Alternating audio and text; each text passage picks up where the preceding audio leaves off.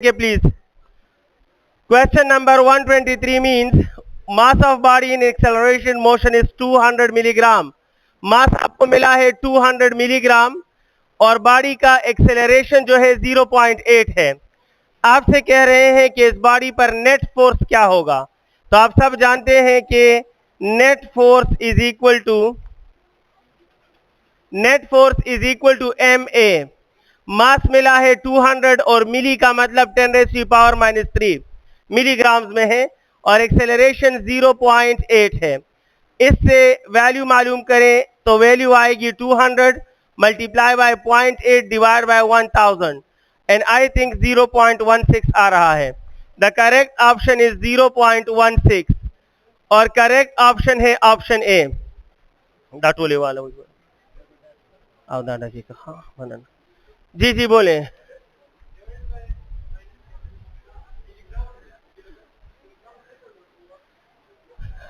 हाँ बिल्कुल आप सही कह रहे हो. बिल्कुल आप सही कह रहे हो. मिलीग्राम नहीं किलोग्राम में ले लो और मैंने -3 से लिया है. आप -3 ना करें. इनकी बात सही है. F is equal to ma. Mass is given in milligram and Newton second law में SI यूनिट पुट करोगे, स्टैंडर्ड यूनिट पुट करोगे और स्टैंडर्ड यूनिट पुट करने के लिए आपको इसको किलोग्राम में चेंज करना होगा.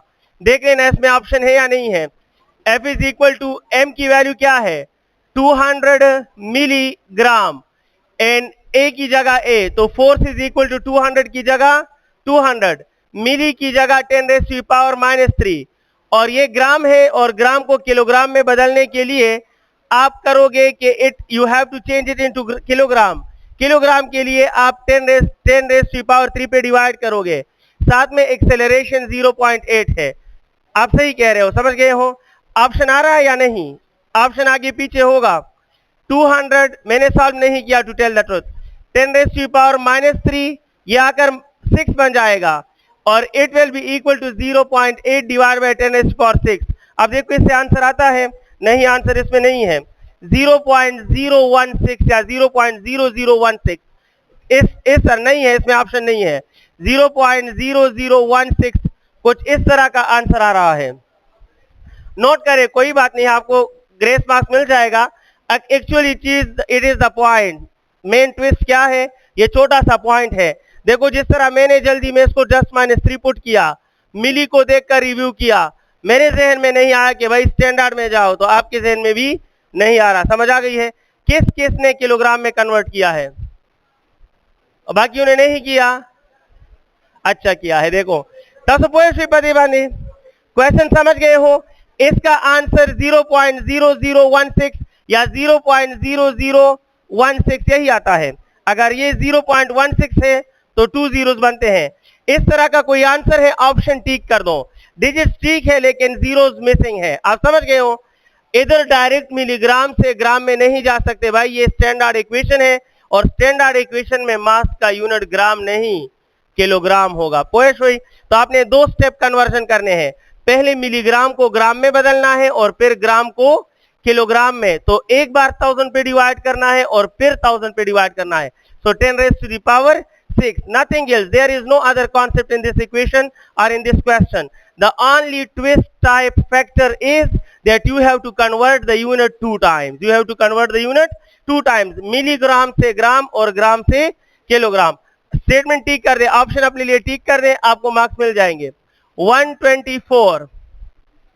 अच्छा, इसमें कोई ऐसा बंदा है जिसके 190 बनते हो.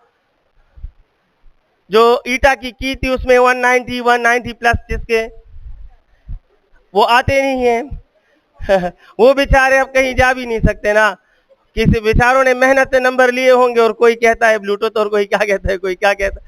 तो वो बेचारा गवाहियां देते हैं, कसमों पे हाथ रखते हैं कि कसम से मैंने ब्लूटूथ इस्तेमाल नहीं किया.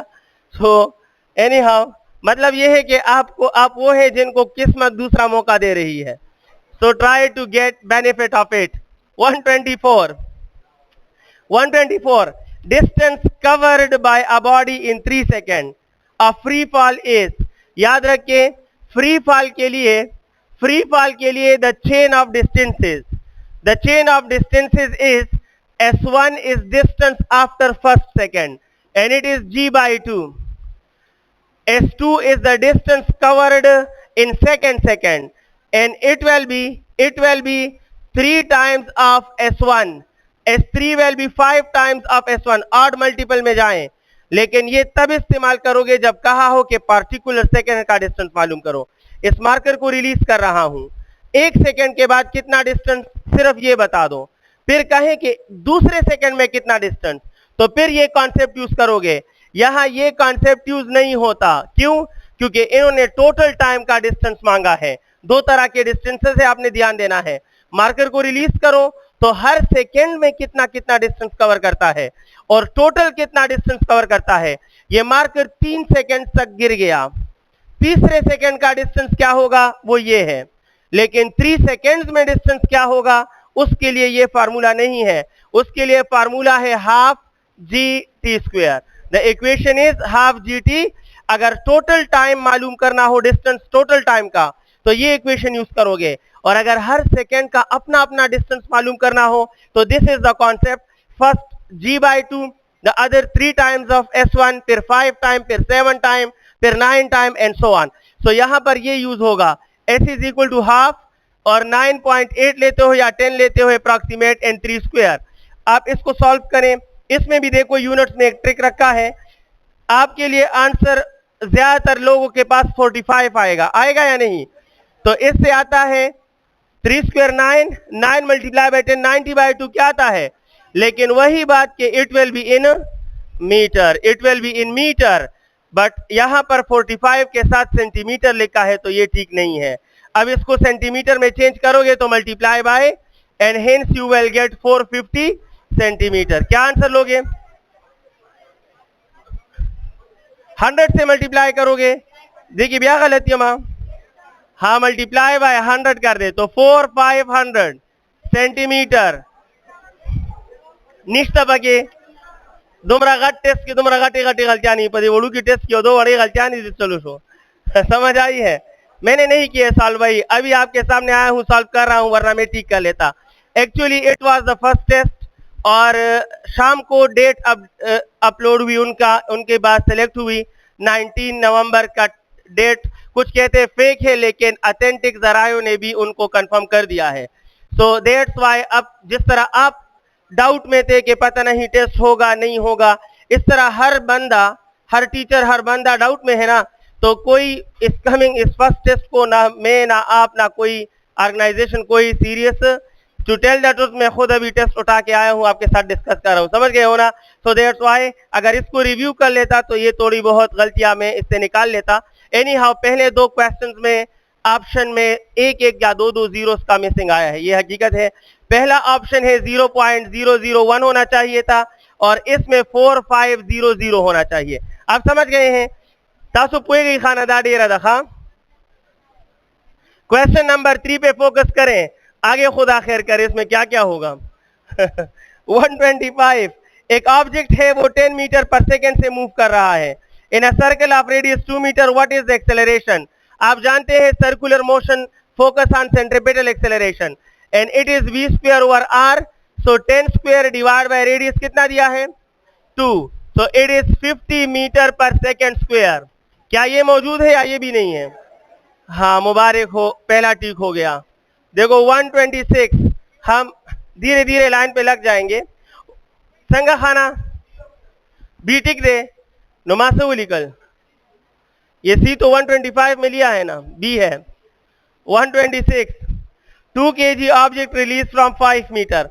What is the speed of impact? Impact जानते हो? 2 kg object release from 5 metre. ये जमीन का सरफेस है, यहां से एक बॉडी है जो 2 kg की है, रिलीज कर दी गई है, और ये नीचे गिर रही है। इम्पैक्ट मीन कोलिजन, टकराना। जब ये जमीन से टकराएगी, the point is called point of impact, and the speed is called speed of impact. तो बताओ यहां पर स्पीड ऑफ इम्पैक्ट क्या होगा? आप कहेंगे सर सीधी सी बात है कि यहां वेलोसिटी क्या है? इनिशियल, और यहां वेलोसिटी क्या है? तो गोया हम फाइनल वेलोसिटी मालूम कर रहे हैं। फाइनल वेलोसिटी का इक्वेशन होता है 2gh under the root. 2gh under root में वैल्यूज पुट करें, so you will get 2 multiply by 10 multiply by height कितना है? 5। सो इससे 100 और आएगा 10 मीटर पर सेकेंड। शायद ये हो, 10 metre per second, option A सही है। 127 please, focusing on question number 127, impulse of a body is equal to all of this. कैसे? बिकॉज इम्पल्स आप जानते हैं कि ये चेंज इन मोमेंटम का दूसरा नाम है। इम्पल्स चेंज इन मोमेंटम का दूसरा नाम है। और ये भी जानते हो कि impulse is the product of force and, लेकिन फोर्स की जगह आप ma लिख दो तो mat भी बन जाता है, ft भी बन जाता है और डेल्टा p भी बन जाता है। So all of these, correct option is D. 128 पे बात हो रही है। 128 है, एक बॉडी है, फ्री फॉल में है और h1 से h2 तक गिर गई है। बताओ कि उसकी अभी करंट पोटेंशियल एनर्जी क्या होगी। वंस अगेन, यहां हमारे पास एक बॉडी है, ये जमीन का सरफेस है। आई एम सॉल्विंग क्वेश्चन नंबर 128। यहां इस बॉडी का जो हाइट है वो h1 है, बॉडी का हाइट h1 है और ये फ्री फॉल कर चुकी है h2 तक गिरी है। इस पॉइंट पर बॉडी की पोटेंशियल एनर्जी क्या होगी? सिंपल सी बात है, दो तरह के क्वेश्चन कर सकते हैं। अगर ये कहे कि during this free fall what is the loss of potential, तो फिर वो होगा mg h1 माइनस h2, लेकिन लॉस नहीं कहा, चेंज नहीं कहा। आप क्या करोगे? आप करंट बताओगे तो जहां आपकी पोटेंशियल वहां का हाइट, लिहाजा potential energy at the current position is mg और height will be at the current position. जैसी हाइट वैसी पोटेंशियल एनर्जी, लिहाजा अगर पोटेंशियल एनर्जी करंट लोकेशन पे है तो हाइट भी करंट लोकेशन का होगा and the answer is mgh2। अगर यहां मैं क्वेश्चन करूं कि the change in potential energy, तो फिर आंसर क्या होगा? फिर होगा mgh1 माइनस h2, फिर डिफरेंस लोगे। एनी हाउ करेक्ट आंसर क्या है? ऑप्शन डी ठीक है। Now solving 129 dear students. 20 joule of kinetic energy for a 2 kg body means the quantity of motion. Quantity of motion acceleration को बोलते हैं, momentum को बोलते हैं। तो आप कहें सर मोमेंटम मालूम करवा रहे हो, काइनेटिक एनर्जी 20 दी है और मास शायद 2 है, अगर मैं गलत नहीं कह रहा। बिल्कुल, तो आप बताएं मोमेंटम क्या होगा? मोमेंटम का फार्मूला होता है under the root double of kinetic energy into mass, under the root double of kinetic energy into mass. So therefore it is equal to 2 की जगह 2, काइनेटिक की जगह 20 और ये भी 2 है और इससे बनता है 80। अब अगर सिंपल बात करें ना, आसान कैलकुलेशन, अगर 81 रूट आता तो इट विल बी एग्जैक्ट, लेकिन 81 से अ लिटिल बिट स्मॉलर 80 है, so it means the answer will be a little bit less than 9, so it is approximately 8.9 and the correct option is 8.9। सबकी 129 8.9 option A ठीक है। Next question की तरफ जा रहे हैं। Question number 130।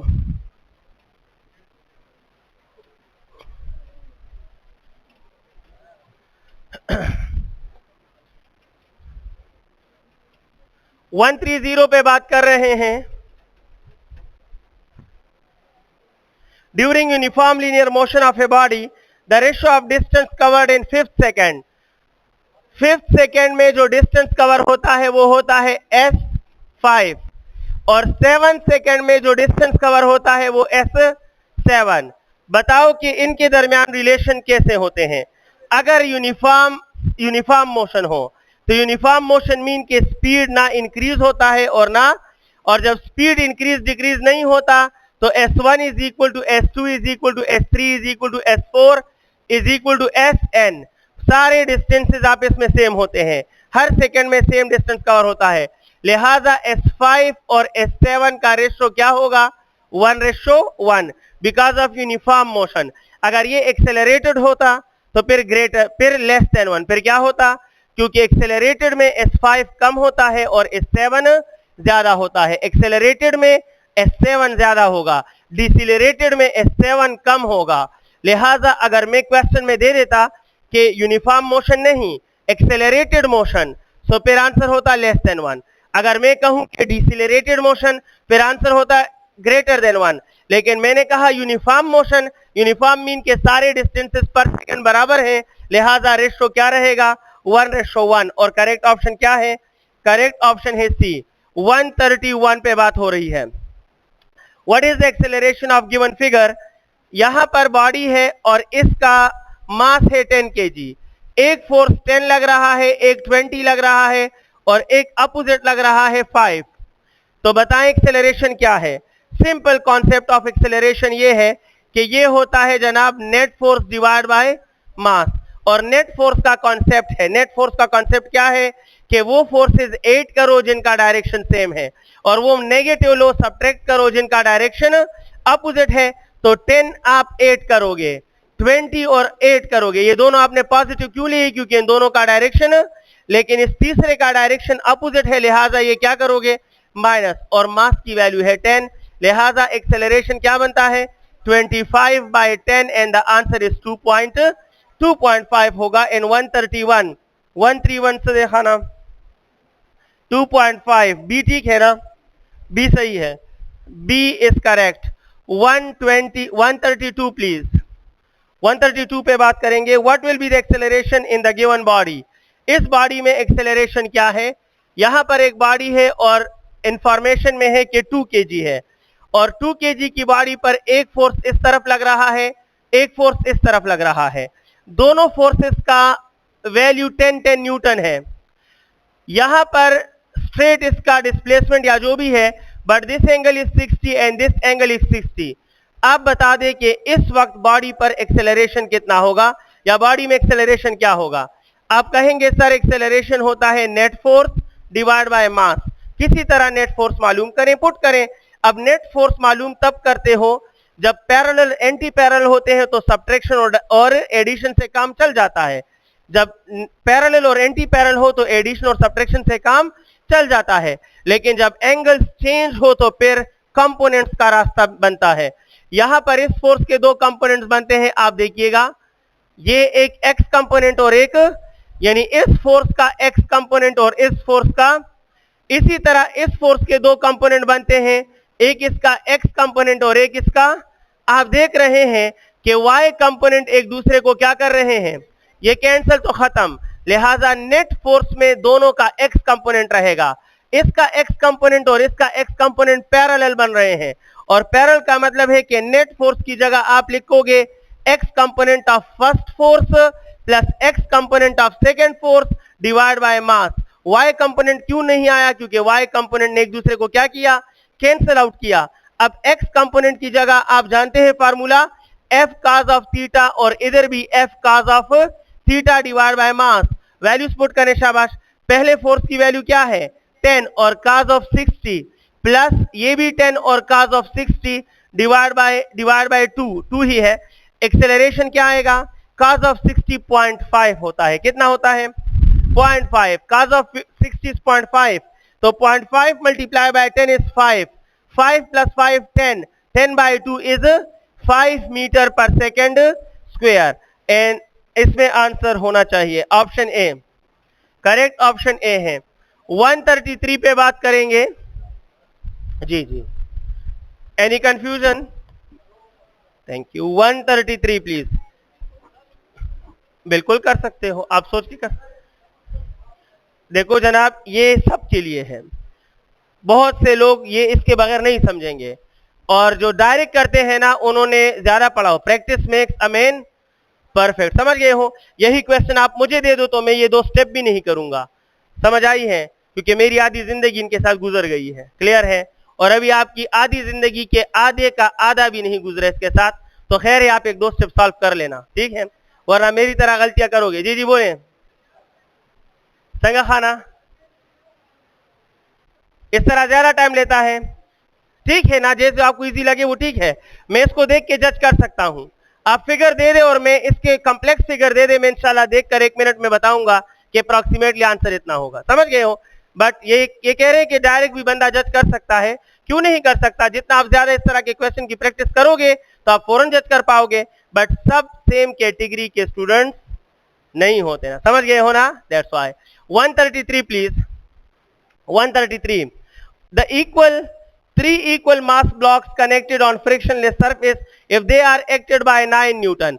So याद रखिए connected bodies, connected equal mass bodies, जब connected equal mass body होना, equal mass जरूरी है।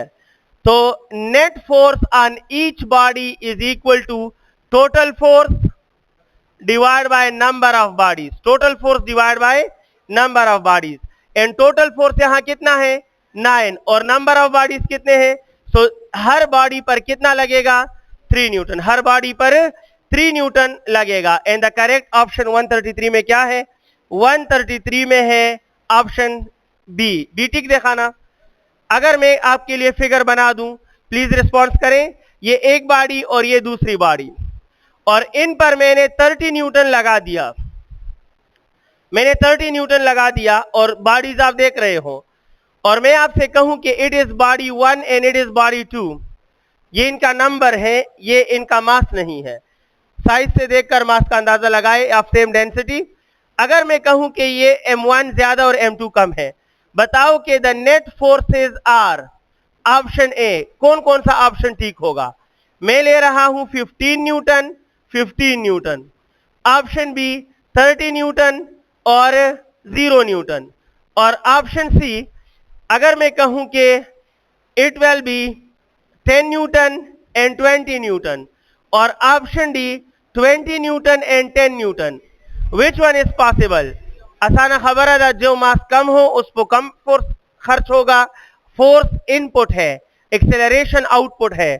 तो सेम मास में सेम इनपुट लगता है, लेकिन बड़े मास पे ज्यादा इनपुट लगेगा और छोटे मास पे कम इनपुट लगेगा। इधर इस हॉल से आप चेयर बाहर फेंक रहे हो एक एक्सेलरेशन के साथ, तो छोटे चेयर पे आप कम फोर्स लगाओगे और बड़े चेयर पर आप ज्यादा फोर्स लगाओगे, तो वही पार्टिकुलर आउटपुट आपको मिलेगा। लिहाजा इसका मास कम है तो इस पर फोर्स क्या लगेगा, लेकिन इसका मास ज्यादा है तो इस पर फोर्स क्या लगेगा।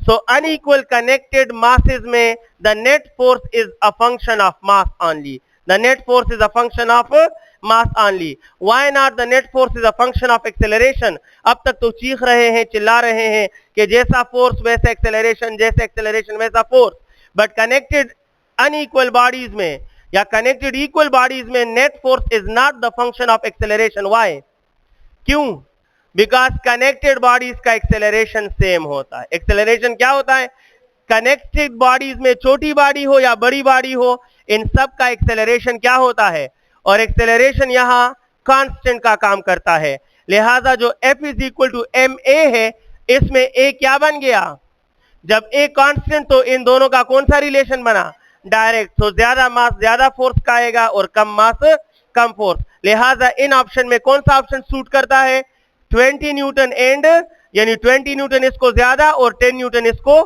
कम मिलेगा।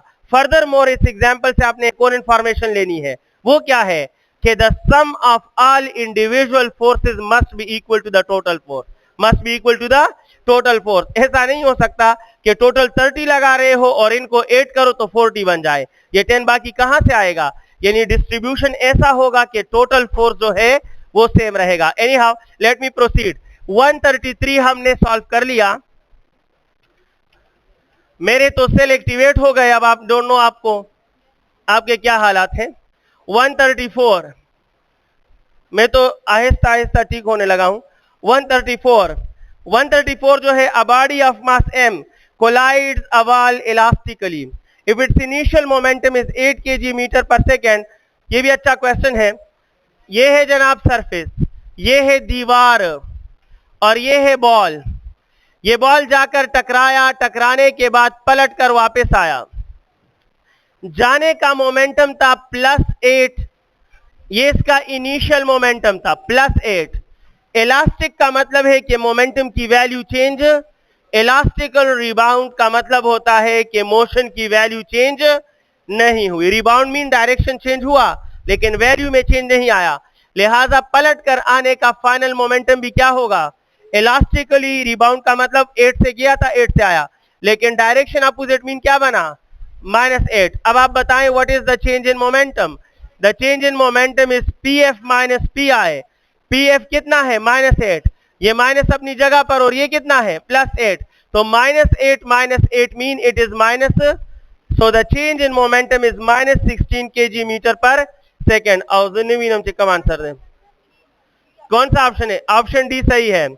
135 ये माइनस इसलिए आया है क्योंकि जाने का डायरेक्शन कुछ और है और आने का डायरेक्शन उसके अपोजिट है। तो अगर जाने का, अगर इन्होंने इनिशियल मोमेंटम -8 दिया होता तो हम पलट कर आने के मोमेंटम को फिर क्या लेते, फिर हम +8 लेते और +8 लेते, ये प्लस हो जाता, ये माइनस हो जाता, तो फिर आंसर +16 बनता, -16 ना बनता। 135 please. A bullet fired with 100 meter per second, if it covered maximum range, what will be the duration of flight? मुझे ये बताएं, जब मैक्सिमम रेंज कहा है तो थीटा कितना है 45, वेलोसिटी है 100, टाइम ऑफ फ्लाइट बता देना 2v sin theta divide by g। Value put करें 2v की वैल्यू कितनी है 100 और साइन ऑफ 45 डिवाइड बाय 9.8, 9.8 ले ले या 10 ले ले, आपकी मर्जी है, 10 ले लें, मुझसे नहीं होगा ये, 10 ले ले तो करेक्ट आंसर है ये, और ये कैंसिल 10 आएगा और 10 मल्टीप्लाई बाय 2 20 या 2 multiply by 10 multiply bye 0.707, so it is equal to 2 multiplied by 7.07, 7 multiplied by 2 is 14.14, यही आता है, ऑप्शन सी ठीक है। 135 कवर्ड। 136 पे बात करेंगे। 136 कह रहा है वर्क डन ग्रेविटी का 0 रहेगा जब बॉडी किस तरह मोशन करेगी, अर्थ सरफेस पर। What's the reason? बिकॉज जब बॉडी जमीन के सरफेस पर मोशन करेगी तो ग्रेविटी डाउनवर्ड होती है और दोनों के दरमियान एंगल क्या होता है, और 90 डिग्री वाला वर्क क्या होता है, वर्क 0। तो ग्रेविटी का वर्क 0 तब होगा जब बॉडी जमीन के सरफेस पर मोशन करेगी, earth surface. Correct option is option C. Next question,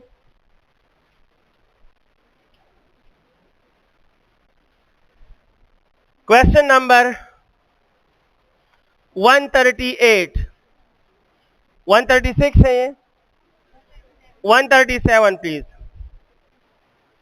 If a car can move with 100 km per hour and the force of engine is 1000 Newton, the engine's power is, तो आप जानते हैं कि power होता है FV, ये F 1000 है, velocity 100 kilometre per hour, तो 1000 अपनी जगह पर, 100 अपनी जगह पर और किलोमीटर की जगह एक बार फिर 1000 और नीचे आर की जगह 3600।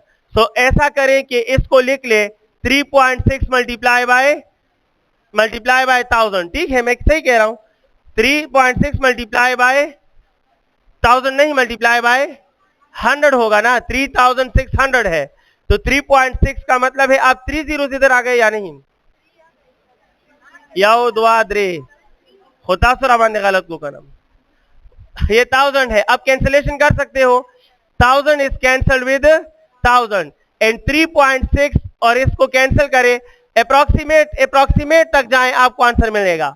अप्रोक्सीमेट से डिसीजन करें, ये 3.6 है, कंसिडर करें कि ये, let me consider it is 4, फर्ज करो कितना है, फर्ज करो 4 है। अगर हम 100 को 4 पे डिवाइड करें तो हमें क्या मिलेगा, और 25 मल्टीप्लाई बाय 1000, इट मीन के 25 किलोवाट। करेक्ट आंसर क्या है?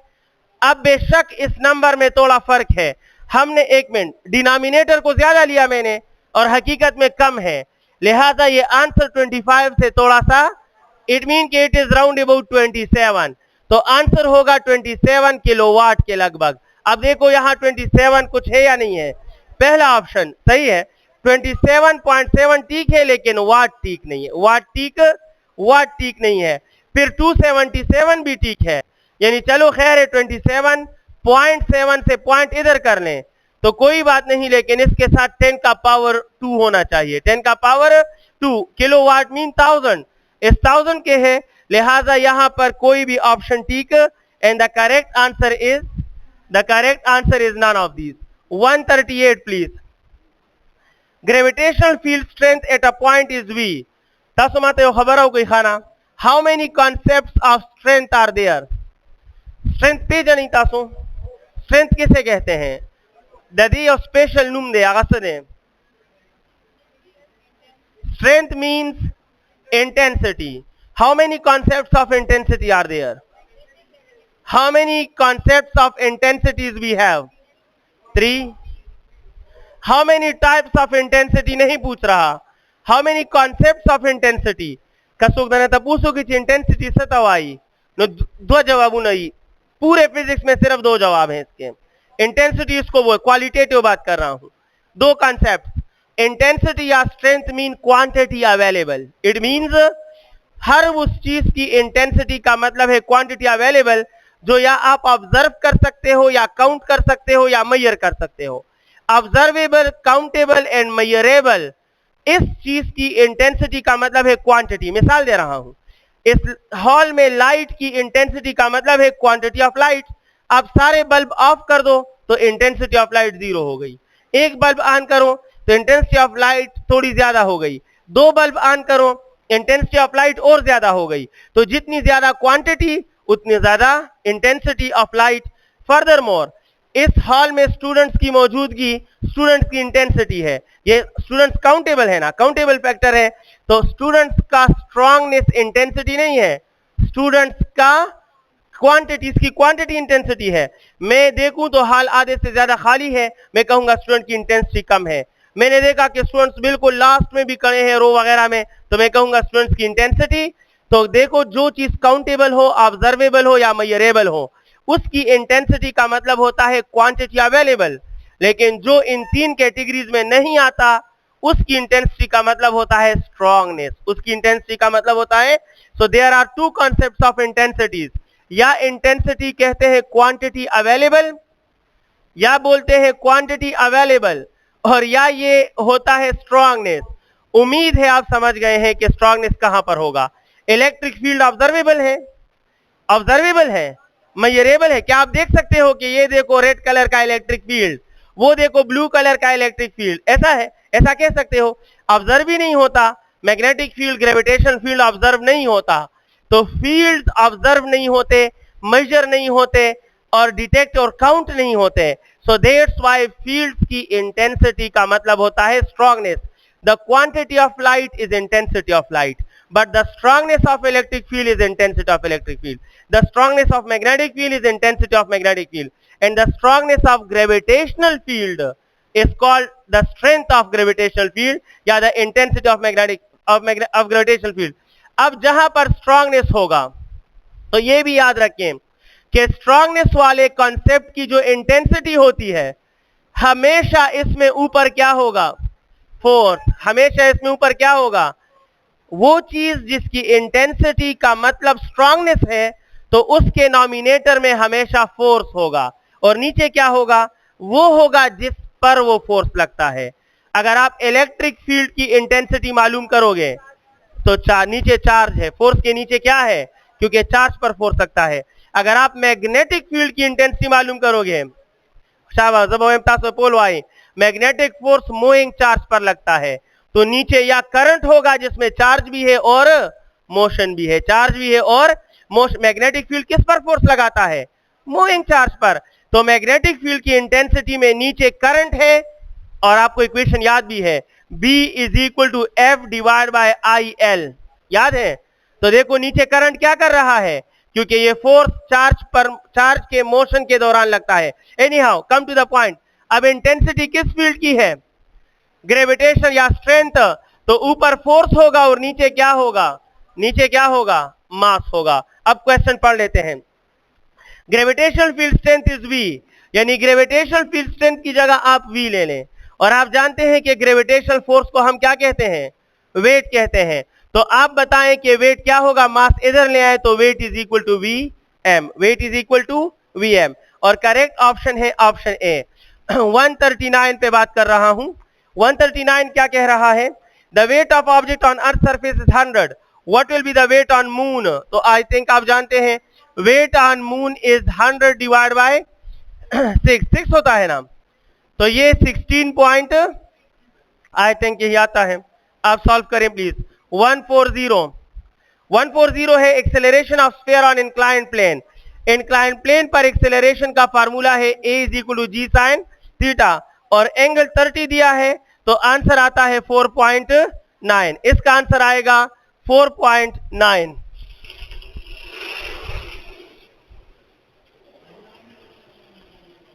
कौन सा क्वेश्चन था ये। अब 141 को देखें। एक बॉडी है वर्टिकल मोशन में है, बॉडी को यहां से ऊपर लेके गए हैं। आप जानते हैं हॉरिजॉन्टल मोशन में work done change in kinetic energy है, लेकिन बॉडी को वर्टिकली मूव करो तो फिर work done change in potential के बराबर होगा। When a body is moved straight vertically upward, only change in position change vertically, so the work done will be equal to the change in potential energy। Work का पूछ रहे हैं, क्या पूछ रहे हैं? ज़हन में तो वर्क आ रहा है। 141, a body moved vertically upward from 100 meter to 150 meter, the change in potential energy is 30 joule, what will be the work? तो यूं का होना, वैल्यू मालूम करनी है। change in potential energy is mgh h2 minus mgh1। अब value put करें, शाबाश। मास की वैल्यू क्या है? मास की वैल्यू है या नहीं है?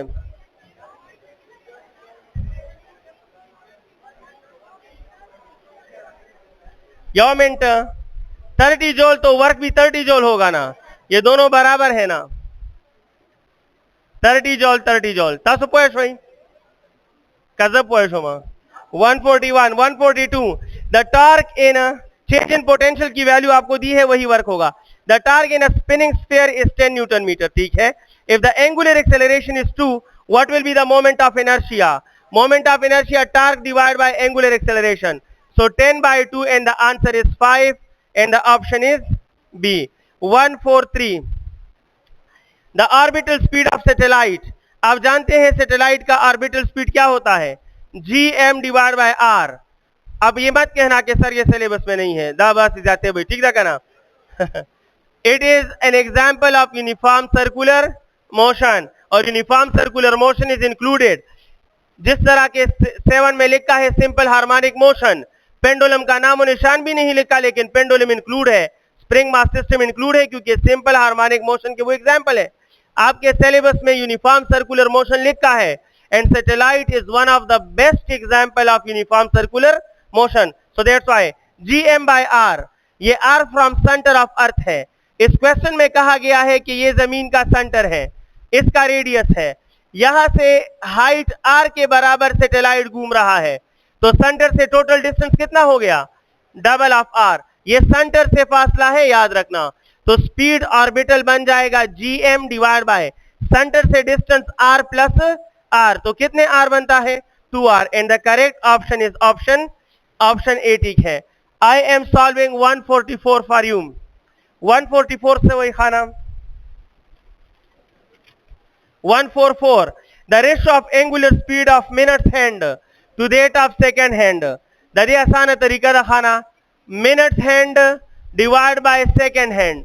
जो स्टूडेंट्स इसमें थीटा बाय 2 पाई वगैरह टाइम पीरियड पुट कर, वो नहीं, सिंपल सा कॉन्सेप्ट है कि omega is the reciprocal of time period, inverse related है। तो यहां मिनट है तो टाइम पीरियड में ऊपर सेकंड लिखना, और यहां सेकंड है तो टाइम पीरियड में नीचे मिनट लिखना। Angular speed is inversely proportional to time period, तो जिसका एंगुलर स्पीड ऊपर है उसका टाइम पीरियड नीचे, और जिसका एंगुलर स्पीड नीचे है उसका टाइम पीरियड। अब सेकंड का क्या, हैंड का टाइम पीरियड कितना है? मेरा हाथ सेकंड हैंड है, जब ये एक रोटेशन करता है कितने सेकंड गुजरते हैं? 60, तो the time period of second hand is 60, but the time period of minute hand is 60। ये सेकंड है और ये क्या है? Minute.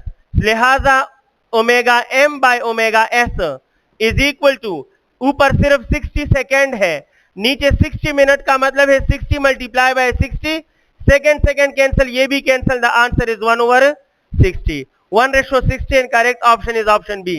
145 on the mark, projectile cover the same horizontal distance when initial angle of projection are.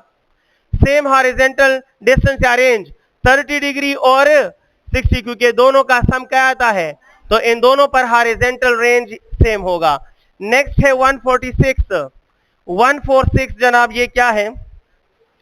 Projectile संगा खाना, हाँ ठीक है, आप आंसर बता रहे हो। Projectile is thrown in such a way that its maximum height is equal to, जब रेंज और हाइट बराबर हो जाए तो एंगल ऑफ प्रोजेक्शन क्या होगा? 76 डिग्री। देखो मैं मेंटली वल्लाह तैयार नहीं हूं, यकीन करें। मैं, इन्होंने मुझे सुबह कॉल किए और मैं बिल्कुल ऐसा लेजी रिस्पॉन्स, इजहार इधर ही था, इजहार की सुबह क्लास थी, मैंने कहा कि बस डिस्कशन करो, लेकिन उनको कहीं जाना था।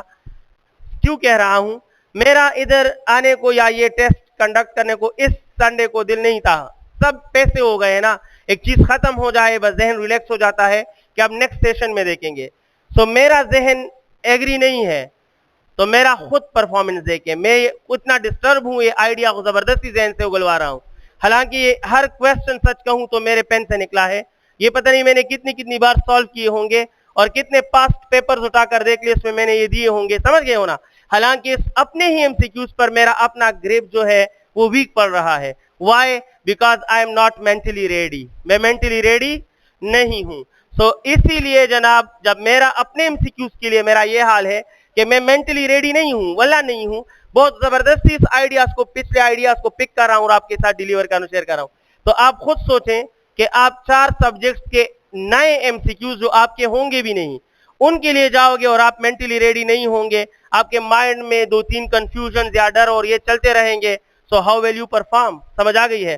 तो याद रखना जिसके 150 या 140 या 160 नंबर आते हैं ये जरूरी नहीं है कि वो नालायक है, ये सच्ची बात है, ये जरूरी नहीं कि वो नालायक है, बस वो हैंडल नहीं कर पाते। और ये अभी आज का ये टेस्ट खुद देख ले जनाब, मैं खुद अजीब फील कर रहा हूं ये डिस्कशन में।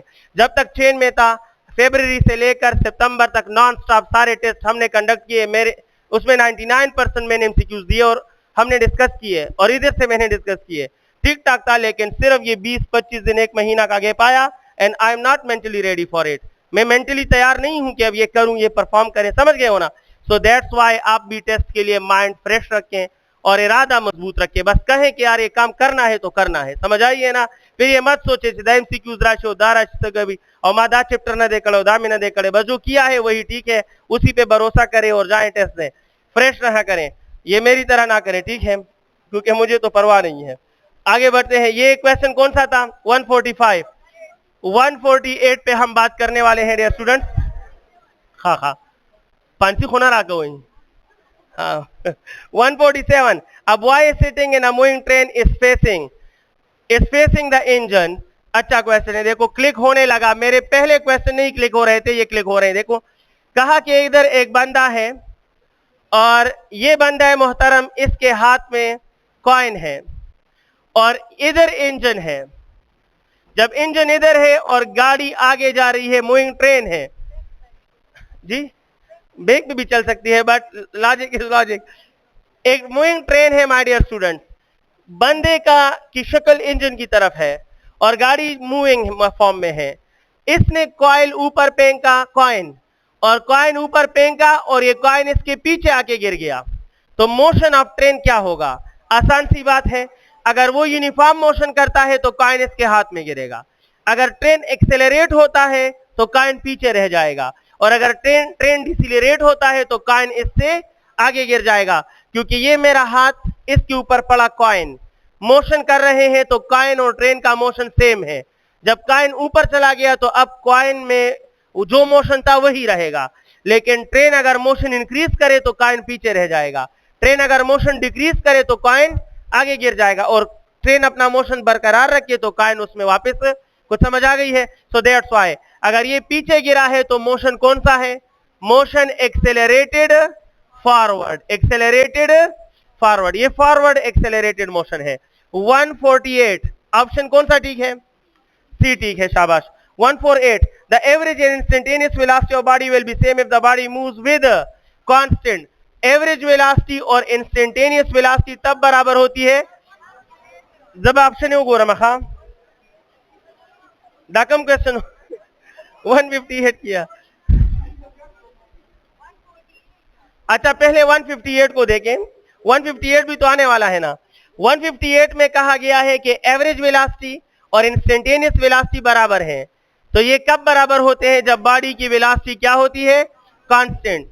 अब आगे के ऑप्शन 158 के देखें, जब किधर गया, ये है एवरेज वेलोसिटी। एवरेज वेलोसिटी तो ऑलरेडी क्वेश्चन में है, आंसर में कैसे हो सकती है? और नेक्स्ट है कांस्टेंट एक्सेलरेशन। अगर एक्सेलरेशन कांस्टेंट होता है तो इंस्टेंटेनियस और एवरेज बराबर, क्योंकि हर पॉइंट की वेलोसिटी अलग अलग होगी। एनी हाउ वेलोसिटी कांस्टेंट ठीक है, आप जानते हैं। और 158 में करेक्ट ऑप्शन क्या है? बी। हम वापस आते हैं 148 पर, और 148 क्या कह रहा है? एक पत्थर है 10 किलोग्राम का और फ्री फॉल कर रहा है, ध्यान करें आप पे ना गिरे, 10 केजी का पत्थर है, 10 केजी का पत्थर ऊपर से नीचे गिर रहा है फ्री फॉल में, इसका वेट क्या होगा?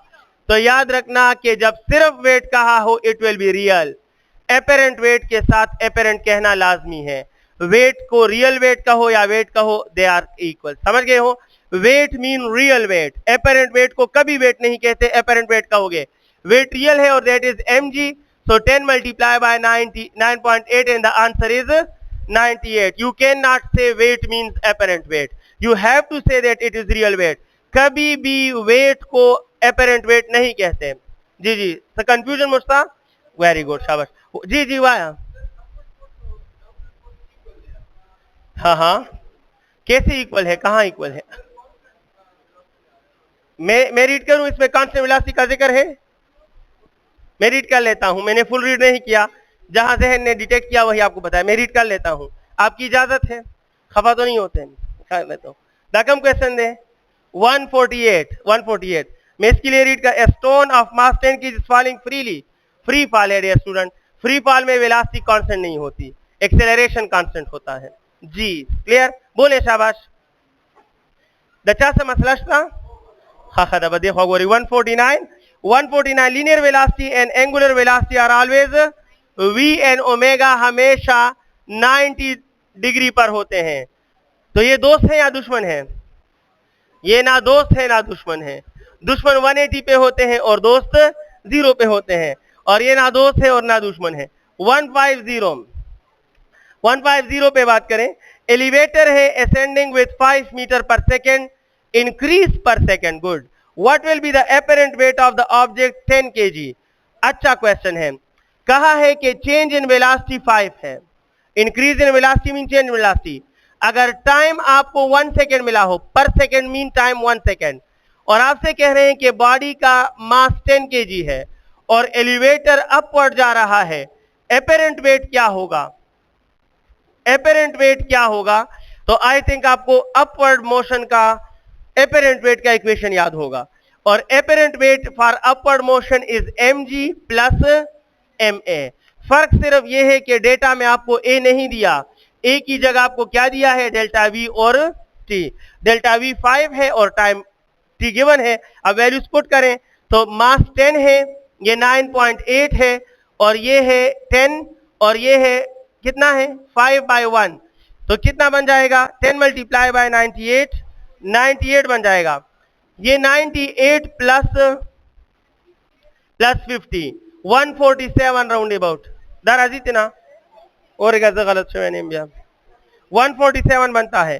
150 में करेक्ट ऑप्शन है ऑप्शन सी, 148 बनता है, 148 नहीं है, so you have to choose the near answer. 148 बनना चाहिए या 147 बनना चाहिए? नहीं नहीं, नॉन नहीं ले सकते, इतना कम माइनर इग्नोर करोगे, ठीक है। It is actually 147 point something, it is 147 point something, समझ आ गई है? तस पोएश भाई 147 प्रेफर करें, 1 का डिफरेंस इज नॉट डिफरेंस भाई, और 148 शायद उनका आता है जो 10 ले लेते हैं। जी की वैल्यू आपने क्या ली है? 148 एंड 147 आर क्लोज्ड, ओके।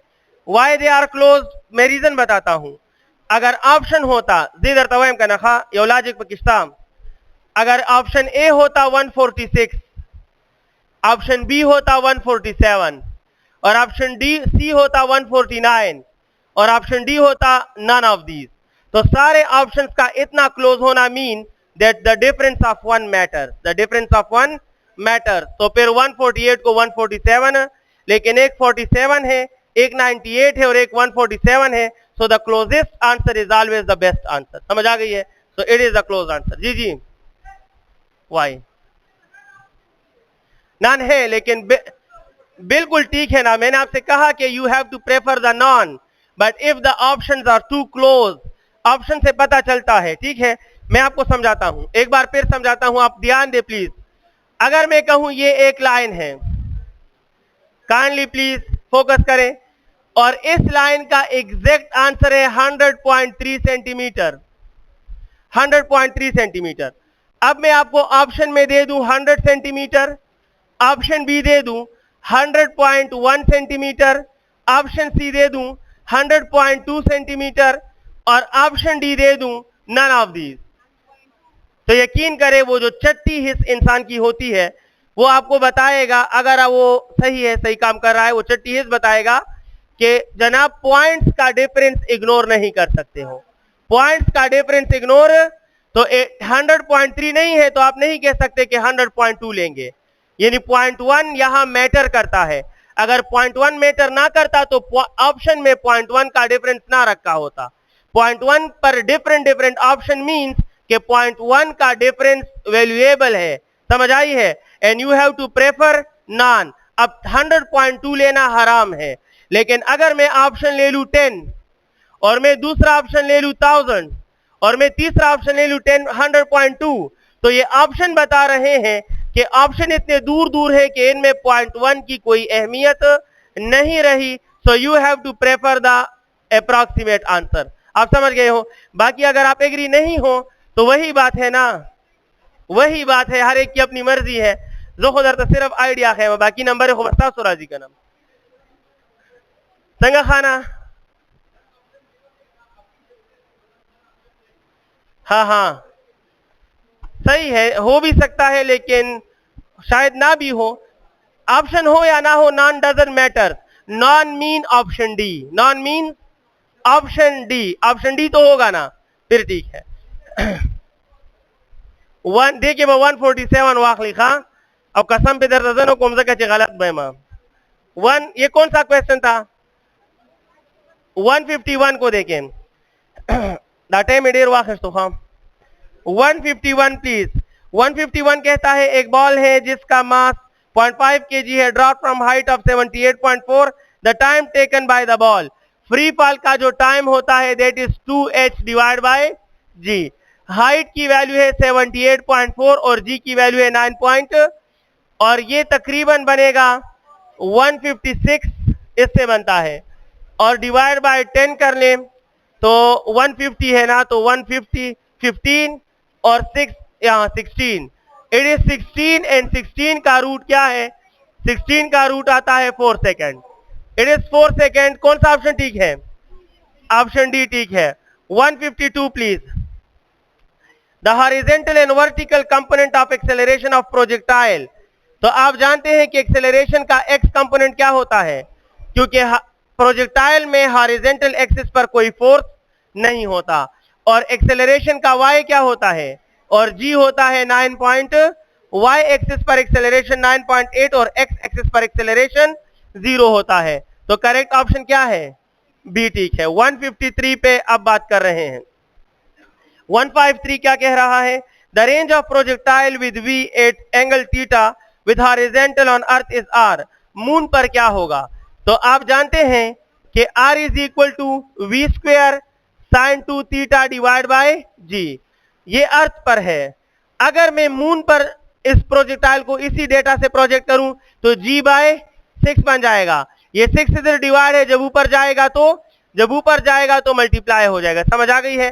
तो अगर अर्थ पर रेंज r है तो मून पर उसी डेटा में रेंज 6 टाइम्स ऑफ r होगा, एंड द करेक्ट ऑप्शन 153 में क्या है? सी देखा ना, 154।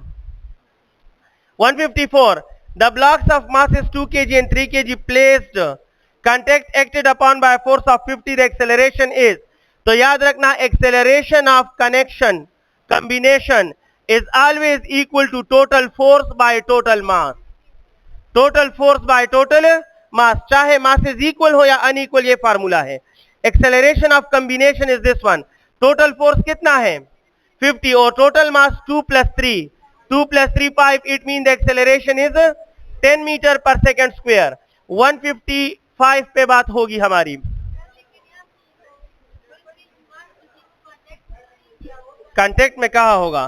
2 + 2 kg 3 प्लेस इन कांटेक्ट कहा है?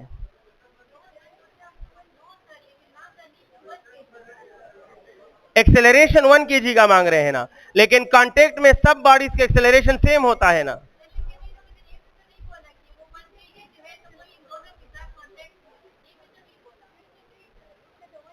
ये 1 kg नहीं है, ये बॉडी 1 है, ये 1 kg। मेरा क्वेश्चन है, लेकिन लिखा है इन्होंने खुद है, मैंने अभी नहीं देखा, ये मैं पास्ट क्वेश्चन से उठाए हैं भाई, गौर करें प्लीज। देखो गो रहा है, देखिए ये बॉडी कौन सा है भाई, M1 कौन सा है 2 kg, M2 कौन सा है 3 kg, तो ये 1 kg नहीं है, it is body 1, it is not 1 kg, it is body 1। सो इसको इन्होंने कहा कि what is the acceleration of 1 kg, नहीं, what is the acceleration of body 1। और 2 का क्या है, 2 का ये है माय डियर स्टूडेंट के स्टूडेंट अक्सर लेंगे कि बॉडी 1 है तो F डिवाइड बाय M1, और वो लेंगे 50/2, और आंसर क्या आएगा 25। या अगर मैं कहूं बॉडी 2 तो वो 50/3 लेंगे और आंसर उसके मुताबिक होगा। लेकिन कनेक्टेड बॉडीज है और कनेक्टेड बॉडीज में आपने टोटल मास और टोटल फोर्स यूज करें। अब समझ गए हो, स्टेटमेंट में चेंज करें, it is not body 1 kg की बॉडी है ही नहीं, समझ आ गई है व्हाट। अच्छा अगर हम इसको ऐसा समझें तब से और खाना, ये फोर्स तो कनेक्टेड बॉडीज पर लगा है, तो फिर बॉडी 1 kg बॉडी पर तो फोर्स ही नहीं लगा, समझ आ गई है। जैसा कि क्वेश्चन का मतलब है कि ये 2 kg है, ये 3 kg है, और इन पर फोर्स लगा है 50, और अगर आप किसी और 1 kg का एक्सेलरेशन मालूम करना चाहते हो तो फिर तो ये फोर्स इस पर लगा ही नहीं, वो तो 2 kg और 3, समझ आ गई है। इट मीन कि it is not 1 kg, it is body 1, समझ आ गई है। ओके 151 पे बात हो रही है, 155 एक्शन और रिएक्शन कितने बॉडीज पर लगते हैं, कितने बॉडीज पे लगते हैं, पेयर ऑफ बॉडीज। अच्छा सुने प्लीज, अगर मैं कहूं 4 bodies interact simultaneously, the number of force कितने होंगे, नंबर ऑफ फोर्सेस कितने होंगे।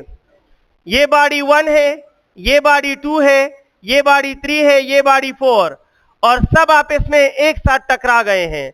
The total number of forces will be, action and reaction से बनता है, कितने फोर्सेस होंगे, 100 फोर्सेस वैसा सब ख्याल। देखें action reaction 2, action reaction 4, action reaction 6, action reaction 8, action reaction 10, action और कितने लगेंगे 12, the number of forces will be कितने लगेंगे 12।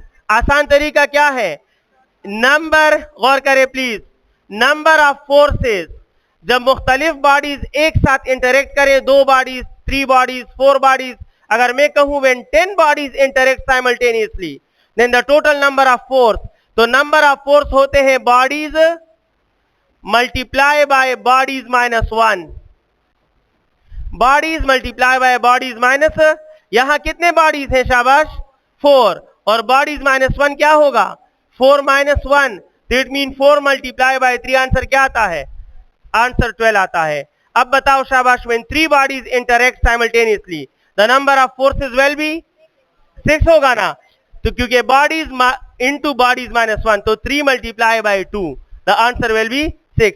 व्हेन 10 बॉडीज इंटरेक्ट टुगेदर, शाबाश 10 मल्टीप्लाई बाय 9, 90, समझ गए हो। आप काउंट कर सकते हैं।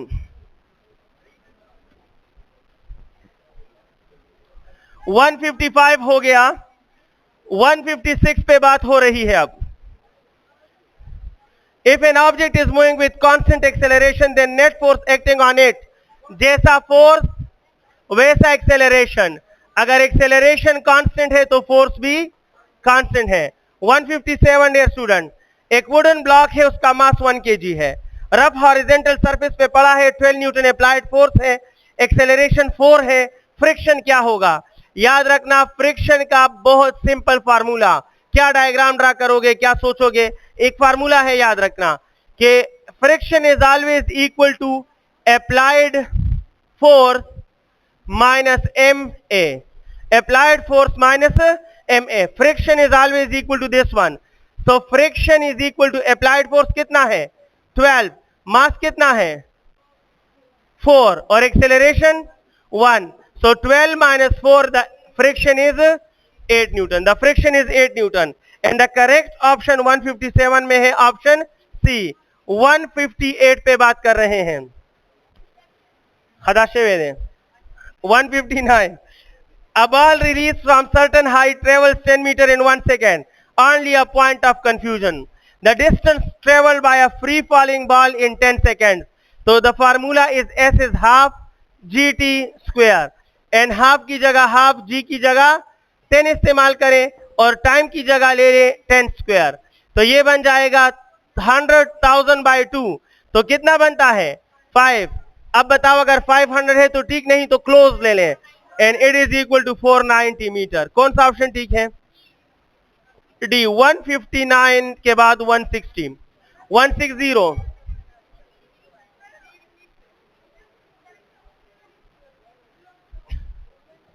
इसमें सारे ऑप्शन ठीक है. मैंने ये इधर देखो, हमने जी क्या इस्तेमाल किया है, ये 10 अप्रॉक्सीमेट है, हमने कैलकुलेशन आसान किया. हकीकत में आप 9.8 पुट करो तो आपको ये आंसर मिल जाएगा. समझ आ गई है? शायद समझ गए हो. 160 प्लीज. 160. अब ये रिपीट टेलीकास्ट है. ये वो ड्रामा है जो रात को एक एपिसोड हो जाए और सुबह 11 बजे फिर लगता है. तो 161 वाई खाना Sawai.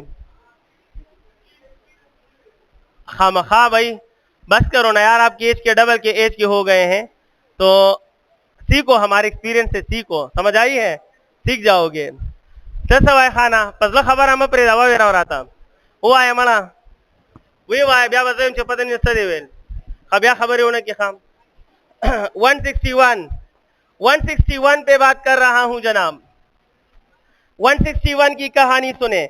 Horizontal graph of displacement and time represent. जब डिस्प्लेसमेंट और टाइम का ग्राफ हॉरिजॉन्टल आ जाए तो इसका मतलब है स्लोप जीरो, और स्लोप जीरो तो velocity zero. Velocity zero because इस ग्राफ का स्लोप क्या होता है? Zero. And the slope of displacement time is velocity. 162 वाई खाना. यूनिफॉर्म क्या होगा? वेलोसिटी यूनिफॉर्म कब होगी? जब इंक्लाइंड होगा. When displacement time graph is inclined, इसके लिए यूनिफॉर्म होगा. कांस्टेंट भी सेम है, uniform and constant are same. 162 please. Body at rest is accelerated by 20 newton for 2 second. If mass is 2 kg, what is the distance covered? आप जानते हैं कि S is half multiply by A multiply by T square, यही है ना. तो S is equal to half की जगह हाफ, A की जगह F बाय M और टाइम की जगह T स्क्वायर. अब वैल्यूज खुद पुट कर लेना. फोर्स गिवन है 20, मास कितना है 2, मास 2 है. 20 बाय 2 इज 5 और टाइम कितना है 2 सेकेंड. तो इट मीन 20 मल्टीप्लाई 20 मीटर आता है इससे. The answer is 20 metre. Option A. 163 please. When force on an object is increased by 4 times the ratio of previous and final acceleration. Sawai खाना sir, initial acceleration और final acceleration. फर्ज करो initial acceleration A था, अब final क्या होगा 4A. वजह क्योंकि फोर्स और एक्सेलरेशन का डायरेक्ट रिलेशन है. जब फोर्स 4 टाइम बढ़ा तो एक्सेलरेशन भी 4 टाइम बढ़ेगा. तो 4A it mean the ratio is 1/4. Very good. और करेक्ट ऑप्शन है बी. 164 हमारे बोर्ड पर. What is the speed of object for which its kinetic energy is double of momentum? तो kinetic is double of momentum put करें. ये half mv square और ये double of mv. mv और mv cancel तो v is equal to 4 और option आता है D. 165 my dear students. A body moving with constant acceleration, then which is impossible? कौन सा impossible होगा? अच्छा एक मिनट, एक्सेलरेशन क्या है? कांस्टेंट. जैसा एक्सेलरेशन वैसा तो फोर्स क्या होगा? कांस्टेंट. लिहाजा ऑप्शन ए ठीक है या गलत है? ऑप्शन ए गलत है क्योंकि इन्होंने कहा वो बताओ जो इम्पॉसिबल है. जो गलत है वो बताओ, जो ठीक है वो मत बताओ, जो गलत है वो बताओ. तो इट मीन के ए ऑप्शन क्या हो गया? गलत. बिकॉज हमसे इस क्वेश्चन में पॉसिबल नहीं क्या मांग रहे हैं? जो गलत है, जो इम्पॉसिबल है वो बता दो. तो एक्सेलरेशन की कॉन्स्टेंटेंसी में फोर्स तो कांस्टेंट होगा ना, तो ये हम उठा नहीं सकते. अब देखिए जब एक्सेलरेशन कांस्टेंट है इसका मतलब क्या है? एक्सेलरेशन कांस्टेंट का मतलब है कि acceleration is not zero, acceleration constant है लेकिन जीरो। अगर ये जीरो नहीं है तो इसका मतलब है कि मोशन क्या हो रहा है, और जब मोशन चेंज होता है तो वेलोसिटी भी कांस्टेंट नहीं होती और मोमेंटम भी कांस्टेंट, लिहाजा इम्पॉसिबल क्या है, momentum is constant, impossible, and velocity is constant also impossible.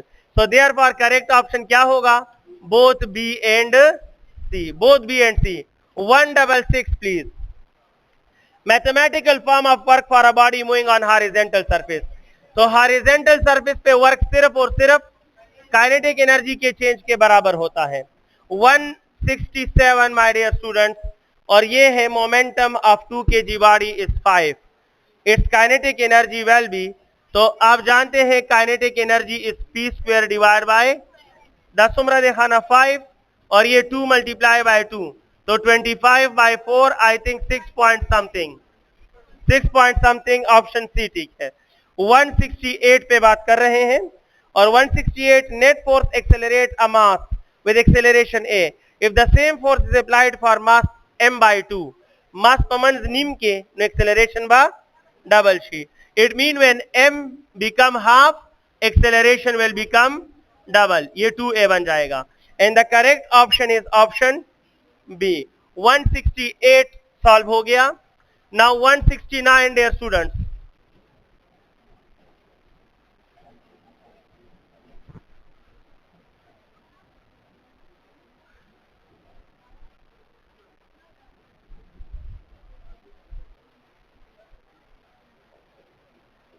One 169 पे बात कर रहे हैं।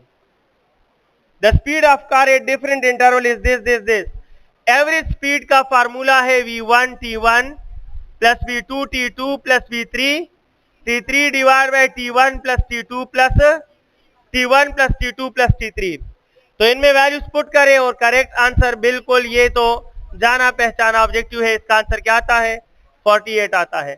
170 two equal mass travel towards each other, सही, ये मास m है और ये इस तरफ आ रहा है, ये मास m है, ये भी इस तरफ आ रहा है, और एक का स्पीड 60 है और एक का स्पीड 40 है, ये दोनों स्टक हो गए और अब ये कंबाइन वेलोसिटी से जा रहे हैं। बताओ कंबाइन वेलोसिटी क्या होगी, तो याद रखना velocity of combination is always equal to p1 plus minus p2 divide by m1 plus, it is the net and general formula of velocity of combination.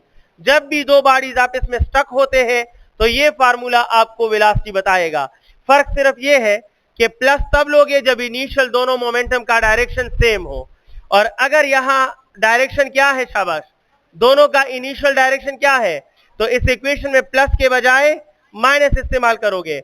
अब P1 क्या है, 60 मल्टीप्लाई बाय m, तो 60m, और P2 क्या है, 40 multiply by m, तो 40m divide by m1 plus m2 का मतलब है m प्लस m, लिहाजा velocity of combination is equal to 20m divide by 2m, mm cancel and the velocity of combination is 10 centimetre per second. ये centimetre में क्यों है, क्योंकि initial velocity दोनों की किस यूनिट में है, सेंटीमीटर में है। आप समझ गए हैं और ये अच्छी बात है। 170 correct option is option A. 171 पे हमारी बात हो रही है। Kinetic is the branch of mechanics which deals with motion and cause. याद रखना अगर काइनेमेटिक्स आ जाए तो it deals with the study of rest and motion without cause, rest and motion without cause, और अगर काइनेटिक्स आ जाए तो kinetics is the second name of dynamics, is the third name, is the second name of mechanics. Dynamics को mechanics भी बोलते हैं, याद रखें।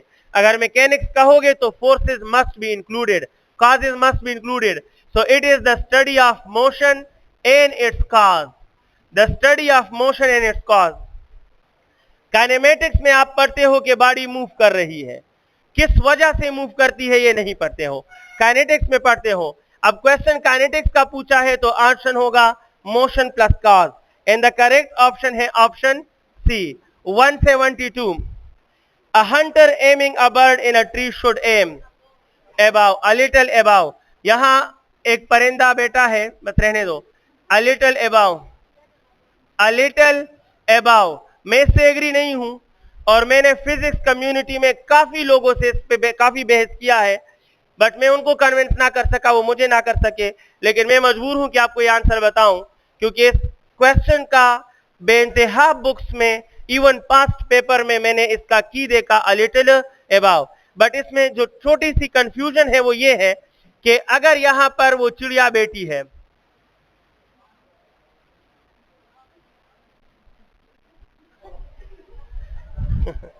अगर यहां एक चिड़िया बेटी है, गम्मा का वही खलासुक की खबर है कि अगीम जोड़ो मा,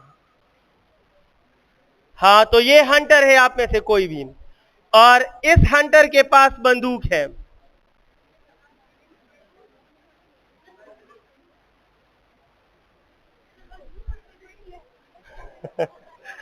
अच्छा सुने, पॉइंट सुने, अगर आप एग्री है तो आपकी मर्जी है। की ये है माय डियर स्टूडेंट, इस क्वेश्चन का की एक बुक में नहीं, दो बुक में नहीं, जहां से भी आप पता करोगे लोग की ये लेते हैं। मुझे थोड़ा सा एतराज है इस पे लोगों का ओपिनियन ये है कि जब बुलेट से, सॉरी, गन से बुलेट निकलेगा तो ग्रेविटी इसको थोड़ा सा नीचे जरूर लाएगा, ऐसा ही है ना। लिहाजा अगर परिंदा यहां बैठा है तो हंटर को थोड़ा सा इससे ऊपर एम करना चाहिए, क्योंकि परिंदे तक जब बुलेट जाएगा तो ग्रेविटी इसको थोड़ा सा नीचे जरूर लेके आएगा। अगर ये एग्जैक्ट परिंदे पर एम करेगा तो परिंदे तक जाने से पहले ये थोड़ा सा नीचे चला जाएगा और टारगेट मिस हो जाएगा। लेकिन मैं इस पे एग्री नहीं हूं। क्यों एग्री नहीं हूं? बिकॉज अगर ये bullet is an example of projectile, क्या है? प्रोजेक्टाइल है, और यहां से इस मोशन की इब्तिदा हुई है, तो फिर ये बर्ड अगर समिट पर होगा, अगर ये बर्ड समिट पर होगा तो याद रखना समिट तक प्रोजेक्टाइल नीचे नहीं आता। किस तरफ जाता है? ऊपर जाता है। अगर ये समिट से पहले होगा तो बुलेट नीचे नहीं आएगा, ऊपर जाएगा, क्योंकि बुलेट पर ग्रेविटी सिर्फ नहीं है, उसकी अपनी काइनेटिक एनर्जी भी है जो ग्रेविटी के खिलाफ उसको ले जा रही है। ग्रेविटी का असर समिट के बाद शुरू होता है, ग्रेविटी नीचे लाने में कामयाब होता है आफ्टर समिट।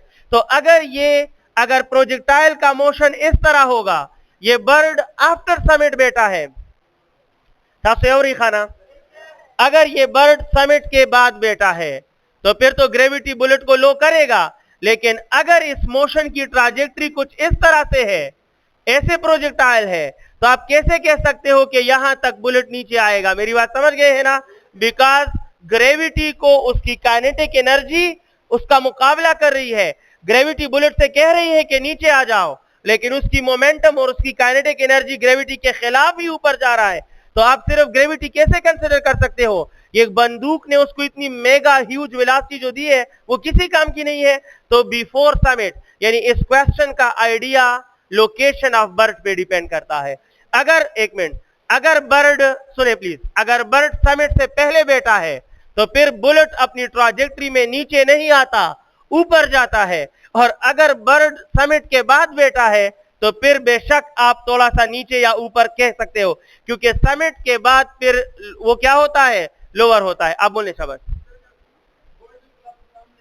हाँ हाँ, बिल्कुल आप कह सकते हो। अगर आप कहो ना कि बिल्कुल सामने है और प्रोजेक्टाइल नहीं है, लेकिन अमूमन बर्ड सामने नहीं, दरख्त वगैरह पे हम कंसिडर करते हैं। दैट्स अ गुड कॉन्सेप्ट, बहुत अच्छी बात कर रहा है कि सर अगर बर्ड इधर बैठा हो, गौर करें, बहुत बेहतरीन क्वेश्चन आपने दिया। और माय डियर स्टूडेंट, मुझे ऐसे स्टूडेंट बहुत अच्छे लगते हैं जो मुझे थोड़ा बहुत कंफ्यूज कर लेते हैं, लेकिन मुझे मजा आता है फिर वो मेरे सवाल का जवाब देंगे। बहुत बेहतरीन बात इसने की कि सर आप अपना ये आइडिया प्रोजेक्टाइल पे ना अप्लाई करें, यूं समझे कि बर्ड आपके बिल्कुल सामने बैठा है, तो फिर तो बंदूक अगर बिल्कुल उस पर एम करोगे तो वाकई में बुलेट नीचे गिर जाएगा, अ लिटिल बिट अबव, क्योंकि वहां तक जाने से बुलेट थोड़ा नीचे आएगा। मैं कह रहा हूं कि आप अपनी मर्जी से ले रहे हो। अगर मैं पहाड़ पर हूं और बुलेट नीचे और बर्ड नीचे बैठा हो, फिर क्या करेंगे? फिर एबो ले सकते हो। It is the case, it is the, and similarly this type of confusion means that the location of bird must be mention, the location and situation must be. तो जब तक इस क्वेश्चन में सिचुएशन या लोकेशन मेंशन ना हो तो above the bird भी आ सकता है, बिलो द बर्ड भी आ सकता है, एट द बर्ड भी आ सकता है, कुछ भी हो। कुछ समझ आ गई है ना? That's the point. Any how, her book में इसका की क्या है? a little above the bird। तो बाकी आपकी मर्जी है कि यही है, आपने इसी पे चलना है। 173 क्या है? 173 है कि the study of projectile is called statistics. 174 आओ बिल्कुल madam. The time rate of change of linear momentum of free falling body weight. देखो F is equal to delta P by T. अगर बॉडी फ्री फॉल कर रही है तो फिर force की जगह क्या होता है? So the time rate of change of momentum for free falling body is equal to weight. 175 the velocity of projectile at its maximum height is minimum but not zero। why because इसका x component होता है, y component खत्म। the loss in potential for a free falling body from h1 to, अब आप क्या लोगे? mg h1 minus, अगर potential का होता तो mg h2, लेकिन द लॉस इन पोटेंशियल है तो it is mg h1 minus h2। आप समझ गए हैं? ओके लॉजिक के क्वेश्चंस देखिए, ये भी ओल्ड उनसे एक एक दो उठाए गए हैं, लेकिन सही है आपके लिए। This test is only to get start. समझ आ गई है? अगले संडे तक इस एक वीक में आपने इतना पढ़ा हो कि आप फिर से उसी तरह उस रिदम में आ चुके हो। समझ गए हो ना? हमें कोई टेंशन नहीं है भाई, मैं इसी रिदम में हूं, इससे कम रिदम में हूं, इससे फर्क नहीं पड़ता, लेकिन आप रिजल्ट आपके लिए होता है, मुस्तकबिल ये सब कुछ आपकी लॉस एंड गेन आपका है। तो दाइयों हफ्ता खत सही स्टडी हो गई, अगले संडे आओ तो सही शार्प मिलो। सही है? ये डल और मुरझाए हुए चेहरे ना हो तो अच्छा होगा। अच्छा 195 प्लीज। लॉजिकल रीजनिंग, इसमें भी ऑप्शन गलत नजर आ रहा है क्योंकि ये जो स्लेश है ये नहीं है, ऑप्शन में ये स्लेश नहीं है। लॉजिकल के क्वेश्चंस हैं,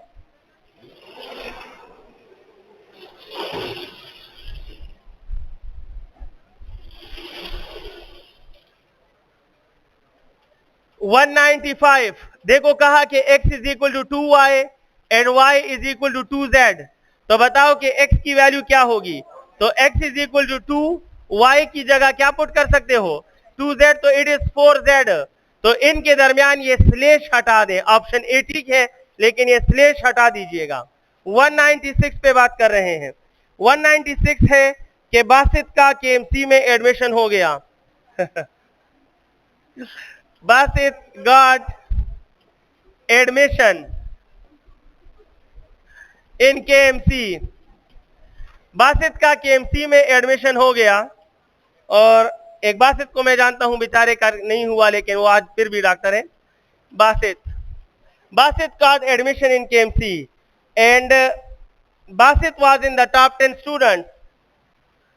Basit was in the top 10 students of talent। Basit was in the top 10 students। अब ये दो सेंटेंसेस हैं, इनके बारे में कौन से ऑप्शन ठीक है? पहला statement 1 is the cause of statement 2 गलत है, रीजन बता रहा हूं, रीजन होना चाहिए फिर ये ठीक रहेगा। Statement 1 is the cause of statement 2। अगर आप कहो कि ये इसका कॉज है तो फिर जो टॉप 10 में नहीं होगा वो केएमसी में नहीं होगा, लेकिन ये बात गलत है। समझ आ गई है ना? यानी अगर यही इसका कॉज है या इसका कॉज ये जरूर होगा तो फिर जो इसके पोजीशन 11 है वो केएमसी में नहीं होगा, बट टेस्ट में और एग्रीगेट में 99 पोजीशन वाला भी केएमसी में होगा। मेरी बात समझ गए हो ना? तो ये जरूरी नहीं है कि हर वो बंदा जो टॉप 10 के लिस्ट में आएगा वही केएमसी में होगा। दूसरी बात, बहुत से स्टूडेंट ऐसे भी गुजरे हैं जो फर्ज करो एबटाबाद के थे और वो टॉप 10 स्टूडेंट में शामिल हैं और उन्होंने केएमसी के बजाय अयूब मेडिकल कॉलेज को प्रेफर किया। कुछ समझ आ गई है? So it is not, they are not connected. इसकी वजह से ये या इसकी वजह से ये कनेक्ट नहीं है, कुछ भी पॉसिबल है। So statement 1 is not the cause of statement 2। Second statement 2 is the cause of statement 1। ये तो बिल्कुल गलत है कि इसका केएमसी में एडमिशन हुआ है तो ये टॉप 10 में जरूर होगा। ये बिल्कुल गलत है क्योंकि केएमसी में एडमिटेड स्टूडेंट्स में से हर कोई टॉप 10 में नहीं था। तो स्टेटमेंट 1 एंड स्टेटमेंट 2 आप इसमें कनेक्ट नहीं है, सीधी सी बात है। Both statements are independent causes. ये कॉज नहीं रिजल्ट है, ये भी रिजल्ट है, इफेक्ट है। ये क्या है? It is not a cause, it is actually. और केएमसी में एडमिशन होना कॉज वजह नहीं है, इट इज इफेक्ट या रिजल्ट। इफेक्ट क्या होते हैं? रिजल्ट्स होते हैं। किसी प्रोसेस से जो रिजल्ट आता है वो इफेक्ट होते हैं। सो ये भी एक इफेक्ट है, एक रिजल्ट है, ये भी एक इफेक्ट है। तो both of the statements are causes, ये तो बिल्कुल गलत है, दोनों कॉज नहीं इफेक्ट्स हैं, लेकिन both statements are effects of some common cause, of some common cause. एक कॉमन कॉज के दोनों इफेक्ट्स हो सकते हैं। कैसे? वो ये है कि बासित दिन रात एक करके मेहनत करता था, दूसरी बात नहीं करूंगा, बासित दिन रात बैठकर मेहनत करता था और उस मेहनत का नतीजा ये आया, एक रिजल्ट उस मेहनत का ये आया कि वो टॉप 10 में आया, और दूसरा रिजल्ट ये आया कि आजकल वो केएमसी में है। मेरी बात समझ गए हो? तो कॉमन कॉज जी बस वो हो सकता है, बासित अच्छा बच्चा है, नहीं यूज करेगा। 1 and 2। अब ऑप्शन कौन सा ठीक होगा? शाबाश, डी। ऑप्शन कौन सा ठीक होगा? Because these two are effects and results, और एक कॉमन कॉज है कि बासित दिन रात मेहनत करता था। समझ आ गई है? आपकी भी बात सही है, खुदा जानता है। 197, बासित के भी 4 चेहरे हो सकते हैं। 197, choose the word that is necessary part of a book. Page, page के बगैर बुक होता नहीं है। समझ आ गई है? Page is the necessary word. Learning is the effect of book, learning is the effect of a good book, easy book. Headings जो है it is an optional factor, pictures भी ऑप्शनल फैक्टर है। फर्दर मोर 198 और 198 है कि XAY, फिर है SBT, KCL। Next, अब आसान कर दें, ज्यादातर स्टूडेंट इन पे सोचेंगे, लेकिन ये आपके लिए हिंट है। ABC तो इधर क्या है? अब ऑप्शन में देखो, अगर सब में सेंटर में डी है तो फिर बाकी दो को देख लो। It is also a logic. अक्सर वालों पदी बम सूचना कीजिए एक्स और वाई या एस द एक्स न संगराजी नहीं, ऑप्शन में जांका करें। इधर ए है, इधर बी है, इधर सी है, तो इधर सेंटर में डी जरूर होगा। अब अगर ऑप्शन में हर एक में सेंटर में डी है तो फिर एक्स वाई के एल और इन पर सोचो, लेकिन अगर ऑप्शन में डी वाला सिर्फ एक टर्म है तो बाकी ऊपर सोचने की जरूरत नहीं है। And it is the main point, और आपने लेना होगा MDN। अब अगर मैं सब में सेंटर में डी रखता तो फिर इनका अलग लॉजिक आपने ट्रेस करना था। Abid is the friend of Feroz, ये सच है। Feroz is the friend of Sami, ये भी सच है। Sami is the brother of Kaleem, ये भी सच है। और Kaleem is the friend of Asif, ये भी सच है। Asif is the brother of Feroz, ये भी ठीक है। सब सच ही सच है। तो देखते हैं इसमें झूठ क्या है। आबिद जो है और समी जो है और फेरोज, ये तीनों आपस में फ्रेंड हैं। इन तीनों का आपस में कौन सा रिश्ता है जनाब? और ये बचपन से फ्रेंड्स हैं, ठीक। Abid, Sami and Feroz. Furthermore my dear student, दो नाम और हैं, एक कलीम मोहतरम है और एक आसिफ है। एक आसिफ है और एक कलीम है। कलीम का आबिद, समी और फेरोज में से एक के साथ एक रिश्ता है, और वो ये है कि Kaleem is the brother of Sami. Kaleem is the brother of, and I am solving question number 199 for you. Kaleem और समी ब्रदर्स हैं। और एक और रिलेशन भी है, दैट कलीम एंड आसिफ आपस में क्या है? कलीम और आसिफ आपस में फ्रेंड है। और एक लास्ट रिलेशन है कि आसिफ और फेरोज भी आपस में ब्रदर्स हैं, ये दोनों भी ब्रदर्स हैं। अब देखते हैं कौन सा सेंटेंस ठीक है। डिस्क्रिप्टिव फॉर्मेट है, the brother of Feroz is the brother of समी। देखो, brother of Feroz, is Asif the brother of समी? क्या आसिफ और समी के दरमियान ब्रदर का रिलेशन है? नहीं, तो पहला सेंटेंस गलत। ऐसे ड्रा करोगे आपके लिए आसान होगा। The brother of Sami is the friend of Feroz. देखो, brother of Sami is Kaleem, क्या Kaleem is in the list of friend of Feroz? नहीं है, ठीक है, नहीं है। सुनेगा तो क्या कहेगा? तो जनाब, Kaleem is the not the friend of Feroz, and friend of Feroz is the brother of Kaleem. ये हाँ बिल्कुल। देखो, फेरोज का जो फ्रेंड है वो ब्रदर है किसका? द फ्रेंड, सुने, द फ्रेंड ऑफ फेरोज यानी Sami, the friend of Feroz is the brother of Kaleem, and the correct option is option C. 199 में सी ठीक है। The last question, the square of x is the root of y 200, यानी x का square y का root है। The square of x is the root of y। तो अब x के लिए बोथ साइड स्क्वायर करें तो x का power 4 is equal to Y and the correct option is D. Thank you very much. जाएं और असर और जोहर की नमाज एक साथ पढ़ के आ जाएं।